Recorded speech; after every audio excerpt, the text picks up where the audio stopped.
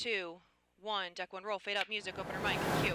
Take out deck Coming up on News Channel 8, stories of survival and new details about the gunman in the terror-related shooting in San Bernardino. Logo wipe. Change deck 2.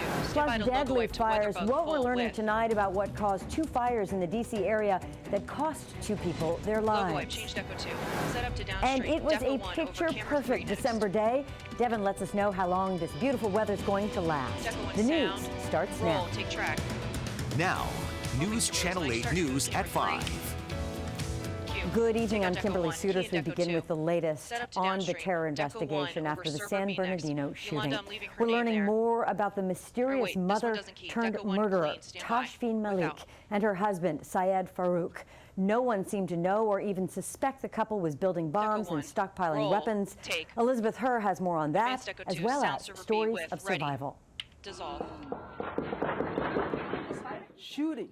Gunshots. Jenna Niende was inside a room full of coworkers at a Christmas party when 2 shooters unloaded at least 65 rounds. Another victim, Denise Peraza, described the horror to her sister.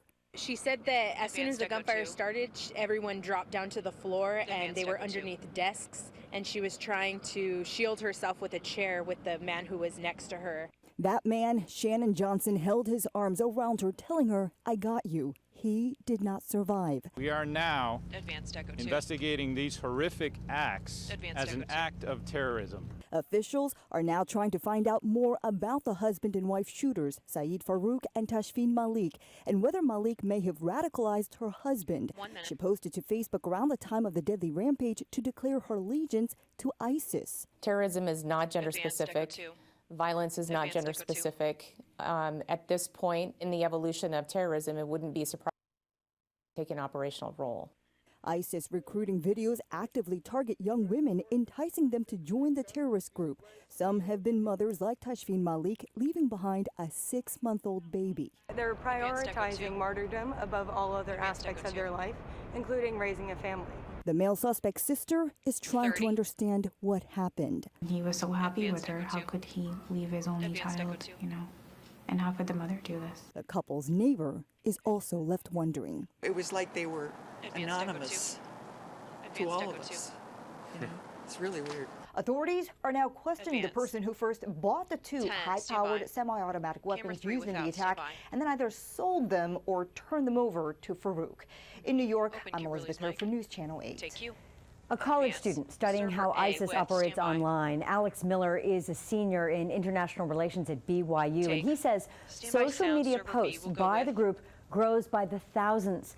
Miller says the biggest hurdle he faces searching for recruitment profiles is how quickly Twitter suspends accounts of recruiters calling for people to travel to Iraq or to commit acts of violence. These ISIS supporters are just creating new accounts immediately after their account is deleted. And so this tactic of trying to delete accounts ends up creating more accounts. Miller says his research is not easy to do because of the graphic nature of some of the recruitment videos. Stay with News Channel 8 for continuing coverage of the war on terror, including the attacks in Paris, as well as this week's shooting in California. We'll always bring you the very latest here on air and online at news8.net. Switching gears big time here. It was a sunny and comfortable day. Look at that sunset. Let's get right to what to expect from meteorologist Devin Lucy. Devin, say it's not going to end, will you? It's not going to end, Kimberly. You're lucky today that we got that to play right along. We got this beautiful picture, a snapshot of our nation's capital just after sunset here. Started off cold this morning and still cool this afternoon. Another vantage point looking National Harbor. Capitol Wheel shown left, Wilson Bridge in the distance as well. Plenty of this, clear skies, sunshiny days to come for December standards. Really mild. Now, yes, it's still pretty cool, but it's December. We're getting into our winter season, meteorological winter at the beginning of the month. Solstice will hit here on the 21st. 54 was the high today, 48 Frederick, so upper 40s to a couple places, into the 50s. And we'll just repeat this as we go to your Sunday, even into your Monday as well. Real-time temperatures already sliding back 40s to 50 degrees into Washington here today. Here's a look at the bigger picture. Satellite, the radar together. With all the sunshine that we had, we were still into the cool pattern, but still doing very, very well for the time of the year. There's a look at clear skies that should continue through tomorrow. The sunshine, the 54, will put on the board just like we did today. And a couple more clouds will start to come back Monday into Tuesday. Then we'll have temperatures back down a little bit. Tomorrow we've got the Jingle All the Way 5K Freedom Plaza. It's a little chilly, a little cold, but those are almost ideal running temperatures. It's only a 5K, folks. You're going to be great for that. Then we'll also look ahead towards Monday, big Monday Night Football on our complete hour. Presented by Geico, minutes away. Take you. Deadly fires in Maryland and D.C. Firefighters found a man's body after knocking down the flames in a trailer in Clinton. And then police tell us a woman died after being rushed to the hospital when a fire broke out in her home in the district. Our Richard Reeve has more on both fires. He's live in Southeast D.C. What caused them, Rich? Kimberly, they're still investigating. I want to show you first. This is 5th and Trenton, the house where the elderly woman died. You can see a lot of debris in the front yard that's been thrown out by firefighters. They have the house enclosed now. And up above, a sign of how fierce this fire was. Flames shooting through the roofs here. Authorities still trying to learn why this happened. The flames and smoke proved deadly at this house in Southeast Washington. That's my God. Firefighters arrived here at 5th and Trenton around 2:50 Saturday morning to find this house in flames. A single-family home engulfed in smoke and fire. Eventually, we did knock the fire down. Inside, fire crews found an unconscious woman in her 70s, the only person who lived here. She was just feet from the front door.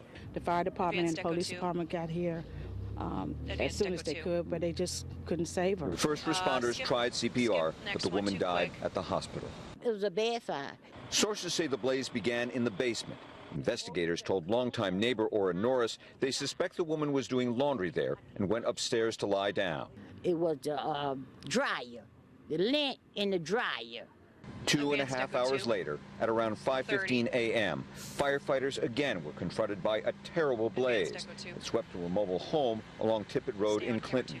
Investigators say an unidentified man perished in the flames. The cause still unknown. I can only imagine what the children are going through. It's sad.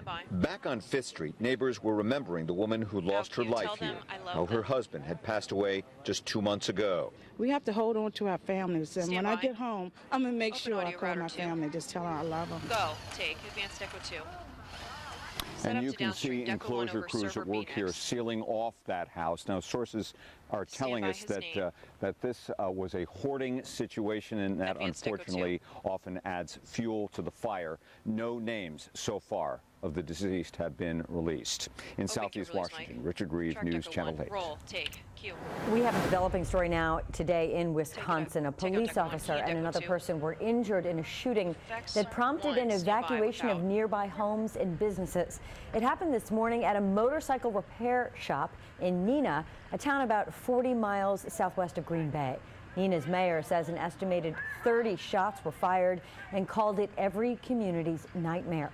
The police chief says there's no threat to the community now. Local media report 2 people are in custody. The injured officer is expected to recover. There's no word on the other victim's condition. Take.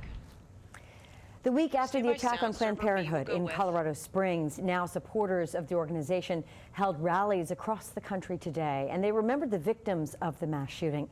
As Mike Carter-Canine reports, they challenged what they call, quoting now, violent rhetoric. Take, clip Kim.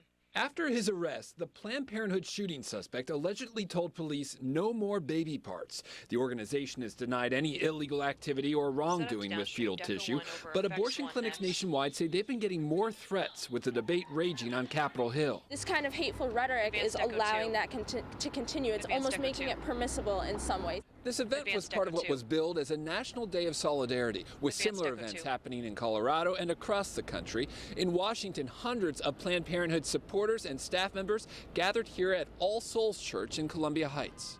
When you start making it acceptable to say that women's bodies are not valuable, then people will do whatever they want to and feel okay about doing it. Supporters are convinced there's a link between anti-Planned Parenthood commentary and this violence. This is an issue of safety, and everyone deserves to be safe. I don't know of anybody who has suggested violence toward Planned Parenthood personnel. This is so typical of the left to immediately begin demonizing a messenger because they don't agree with the message. We're not trying to silence anybody. everybody. It's about everybody being able to have their voices heard while allowing other people to share their own opinions in the same way. While condemning the violence, anti-abortion activists have also vowed to continue their efforts. Just this week, the U.S. Senate voted to defund Planned Parenthood, symbolic legislation certain to get vetoed by President Obama. Not only are we going to fight back against these attacks, but we're also going to keep doing this work that's so important to so many people in this country. In Northwest, Mike Carter-Canine, News Channel 8. Take. Q. Truckloads of wreaths started their journey today from Maine to Arlington National Cemetery. More than 1,000 veteran cemeteries across the country as well will see those wreaths. Next Saturday, Wreaths Across America says hundreds of thousands of volunteers are going to place almost 1 million wreaths on graves of fallen servicemen and women. About 230,000 of them will be laid here at Arlington National Cemetery as part of a tradition that started back in 1992. Coming up on News Channel 8, a young girl's big Christmas wish after a deadly diagnosis. Plus, an unexpected gift. Up next, the conversation that led to a very generous tip from a stranger among one bartender's regulars. Kimberly, music full, ready, and dissolve. 5, 4, 3, 2, 1. Away him, break. Let me ask them. Hey, OTCR Control B.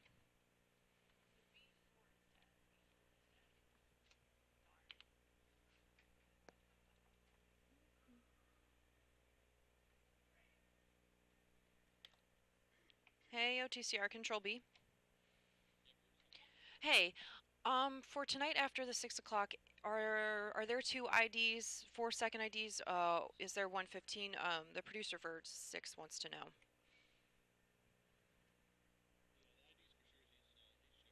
Okay, thank you.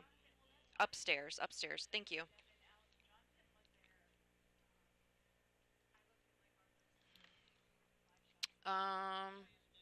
Okay, thank you.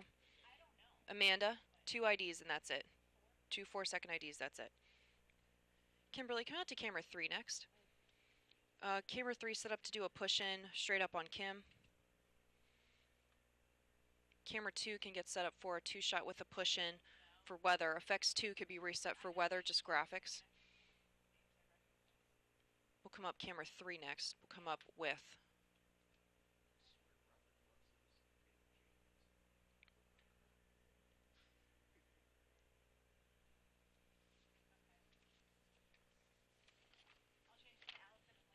$30 seconds.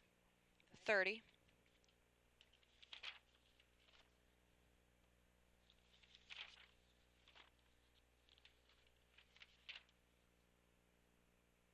Can you turn that chair that's next to you? Yes, just turn. Yep, you got it. Thank you so much. 10 seconds. Stand by. Ready, camera 3. Here we go. In 5, 4, 3, 2. Start your move, camera 3. Open her mic. Ready, fade up.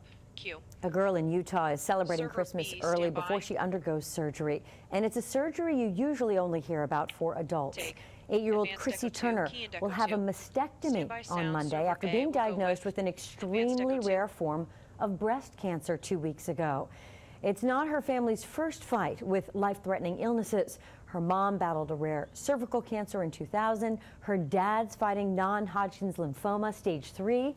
Chrissy says her recovery will take some time, and she only has one wish for Christmas. Knowing that the surgery is over and that I'll heal and just get back to my normal self.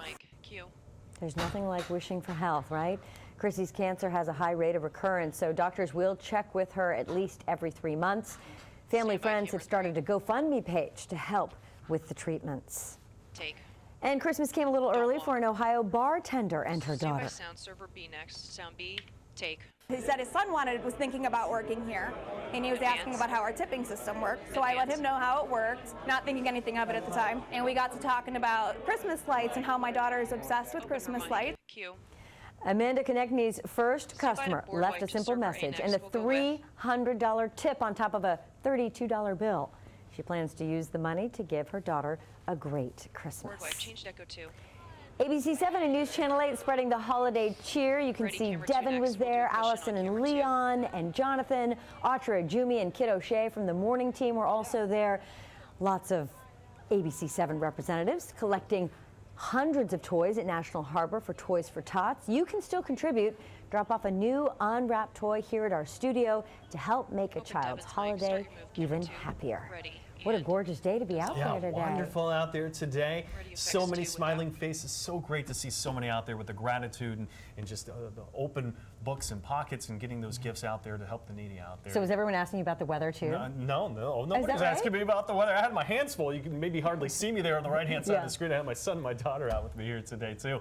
No, everybody wasn't complaining. They were just knowing that this is going to continue. They've been hearing this forecast loud and clear on our ABC 7 News Channel 8 Collective Weather Department. And we got a great pattern, friends, for December. So here's a snapshot of our nation's capital once again. Clear skies tonight, just after sunset. The lights coming up into Washington over our nation's capital. Real-time temperatures, and we're already to the 40s in some cases, 50 still at Reagan National. But this is going to be the case as we started off today. It was cold. We were down as cold as 23, Lou Ray. We were down 23, 24, Culpeper 25, and Manassas, and even outside of town. It was frosty. Going to have the same thing again here on Sunday morning. Here's a look at the bigger picture. Satellite, the radar together, had plenty of sunshine here today. You've got a cool pattern that's in place into Washington, but that's typical for the time of the year, for December. So the sunshine's now set for the night. Cold start tomorrow morning on Sunday. And then we've got tons of sunshine to go through again. Another cold start Monday morning. Work and school week to come in. Great December weather to come in. So that's the general idea, the big picture over the next 2 days presented by Geico. Let's reset our forecast overnight, head towards tomorrow morning. Low temperatures if you happen to be up at the crack of dawn. Let's just do the same tomorrow. Lou Ray at about 23, frosty 25, cold Frederick. So Washington suburbs in towards the immediate metro. Let's go about mid to upper 20s, anywhere from 25 to 30. And put 35 into Reagan National downtown. We actually started off at 33 Reagan National. Here's a look at the cloud cover possibility tomorrow. Don't think we'll see any until after sunset. Maybe a high thin wisp of a few cirrus clouds will come back around. Northwest zones lower to mid 50s. Washington Metro, let's put mid 50s. We'll just do 54. We'll just repeat tomorrow from today. 57 Fredericksburg pushing nearly 60 in some cases as temperatures gradually increasing. We'll do 56 in Culpeper as well. Here's a look at Monday, and there's a look at maybe those thin wisps of a few cirrus clouds after sunset on Sunday.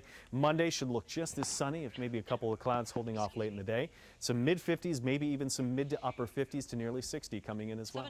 7-day forecast, listen, just got tremendous weather. This has really been the case. Remember how mild November was and warm it was, and then still started off nice in December? We could be into the 60s by this time next week, and we would be pushing 10 to 15 degrees above the average because the average goes down towards the upper 40s, 49 and 48. Huge game going on. Landover, Monday Night Football. Yep, Big D in town, but you know what? They're going down. No doubt of that. Hey, how have these Redskins been at home this year? That's all I got to say about that. Okay, nice weather, nice game forecast. So, Robert, you didn't need to show up. Devin's just going to do sports, too. You want to switch shares? It's fine. Did you want to ready switch for shares? it. I can get up. No, okay. Well, I wouldn't get my check. All right, a big rivalry with a missing piece in college basketball, but it still works. And the tension is still there. That's what really makes it a rivalry. Syracuse and Georgetown. Next in sports. Uh-oh.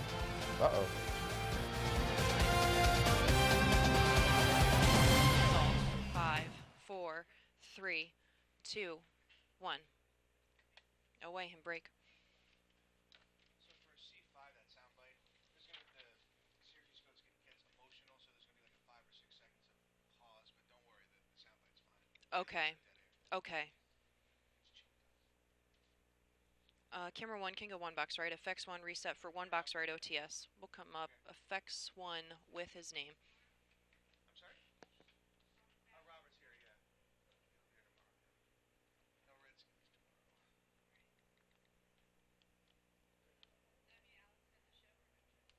Well, Alex taking the day off. Robert's going to do the after the game. There's no game day at 11:30. It'll be the 8 o'clock. Yeah, basically. Yeah. Yeah. Mm-hmm.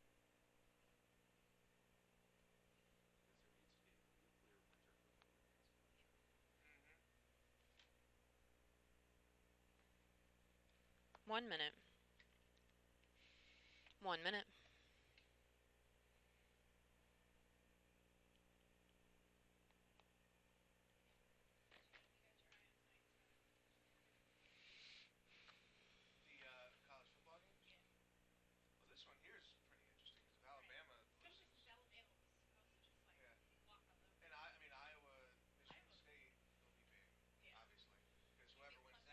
30 seconds, Robert. I don't think so. I don't think so.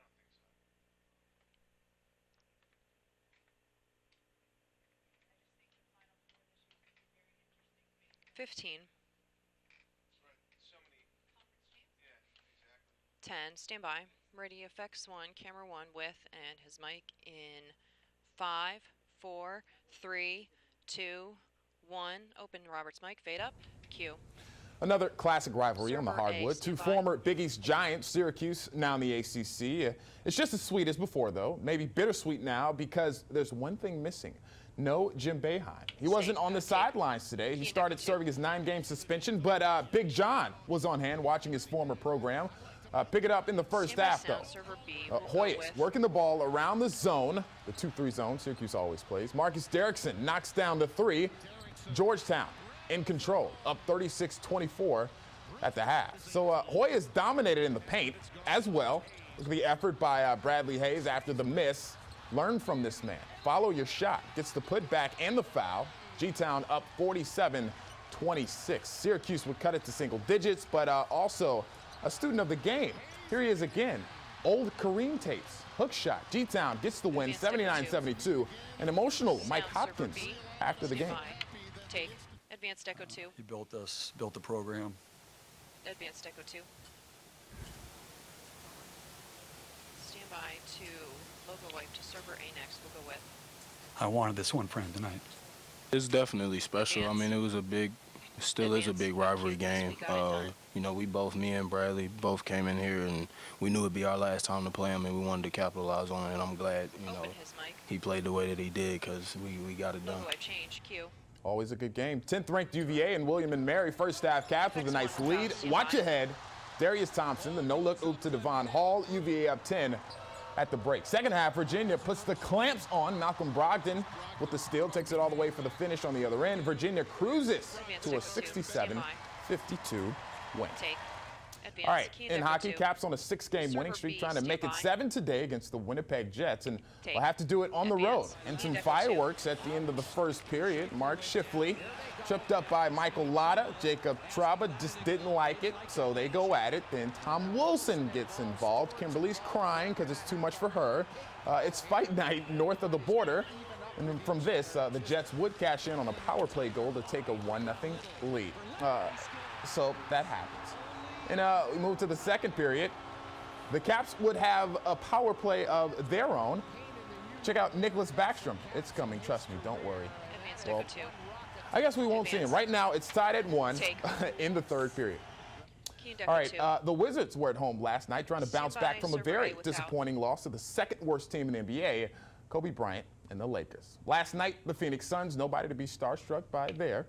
Only the Suns down to the wire with this one. Wiz trailing by 2. Otto Porter down low and 1. Puts the Wiz up 1 after he makes the free throw. Later, it's Bradley Beal. He had the hot hand last night. Gets to the bucket. He had 34 last night. Wizards hold on for the win. The final for this one, 109-106. All right, in football, the Skins preparing for what fans have been waiting for all season, a shot at America's team, the Dallas Cowboys. Dallas is struggling this season. They're 3-8. They don't have Tony Romo, but they do have Des Bryant. We could see Des throwing up the X on Monday night. Just as a fan of football, I always said that he was my favorite receiver to watch. I just I like his mentality. I like how he's just an aggressive, elite player. I love his passion for the game. Good thing is I don't have to guard him, but you know, he requires a lot of attention. You know, he's getting healthier each week, and you can see it on tape. And regardless of who's at quarterback, when you have a receiver like that, he'll make any quarterback look good. And that's why your nickname is Poplar. So you don't guard wide receivers. There's a reason for that. Throwing punches in hockey, that does not make me cry. Oh, it doesn't? Okay, But not winning one for the head coach who's suspended. I get that. You got choked up, didn't you? Well, I didn't get choked up. I saw you, Kimberly. I get why he got. I'm joking. Don't care about Syracuse. We'll be right back. 5, 4, 3, 2, 1. Away and break. Okay. There's a soundbite coming up. It's a sod off the top. It's in server B. I'm gonna roll it real quick for level B rolls. I just asked him, like, in a drive-through, really? What? Why does that video start like that? I just asked him, like, in a drive-through, really? No, let's not use this. That doesn't look good. No sound. No. I can fast forward to the VO and she can I just asked him, like, in a drive-through, really? Okay. Server B will come up with.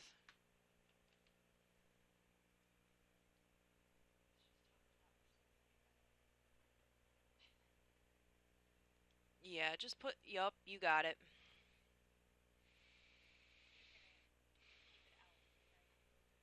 What?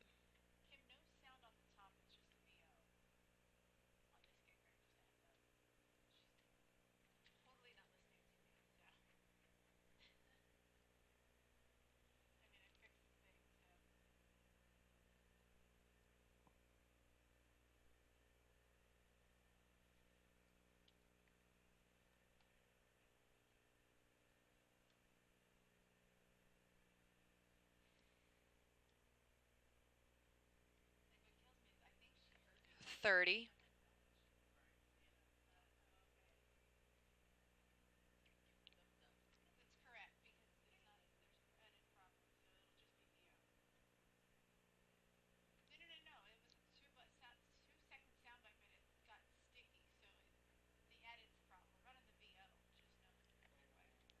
Stand by.